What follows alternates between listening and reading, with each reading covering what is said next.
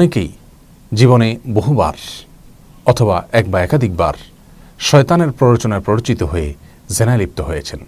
অনেক ভাই বোন বিভিন্ন সময় আমাদের কাছে প্রশ্ন করেন যে আমরা কিভাবে আল্লাহ সুবহানাহু ওয়া তাআলার কাছে তওবা করব, আমাদের তওবার জন্য বিশেষ কোনো শর্ত আছে কিনা, যার সঙ্গে জেনা করা হয়েছে তার কাছ থেকে এজন্য ক্ষমা চাইতে হবে কিনা, তার কাছ থেকে মাপ চাইতে হবে কিনা, নাকি শুধুমাত্র আল্লাহ সুবহানাহু ওয়া তাআলার কাছে ইস্তেগফার করলে, মাপ চাইলেই জেনার অপরাধ থেকে আমরা মুক্তি পেতে পারি।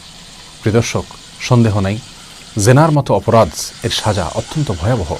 আল্লাহর দৃষ্টিতে এটি এত জঘন্য অপরাধ যে জেনার শাস্তি কখনো কখনো মৃত্যুদণ্ড পর্যন্ত আল্লাহ সুবহানাহু ওয়া তাআলা ধার্য করে দিয়েছেন।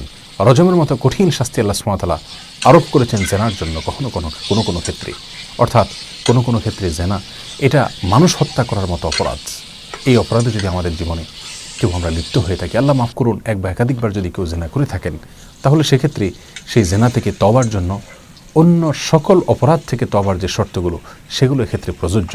অর্থাৎ এজন্য প্রচণ্ডভাবে লজ্জিত হয়ে অনুতপ্ত হয়ে আল্লাহর কাছে সবসময় লজ্জাশীলতাকে প্রকাশ করে আল্লাহ সুবহানাহু ওয়া তাআলার কাছে মাফ চাইতে হবে, ক্ষমা চাইতে হবে এবং তওবা করতে হবে তওবায়ে নাসুহা, অর্থাৎ খাঁটি তওবা করতে হবে যেন সেই অপরাধে আর জীবনে কখনো ফিরে না যাওয়া হয়।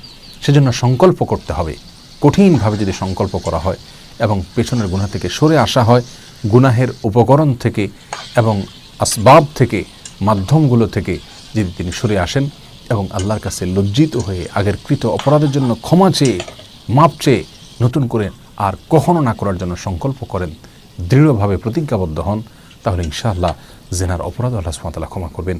আল্লাহ সুবহানাহু ওয়া তাআলা কোরআনে কারিমে অত্যন্ত পরিষ্কারভাবে জানিয়েছেন, ইন্নাল্লাহা ইয়াগফিরুয যুনুবা জামিআ, এমন কোনো অপরাধ নাই আল্লাহর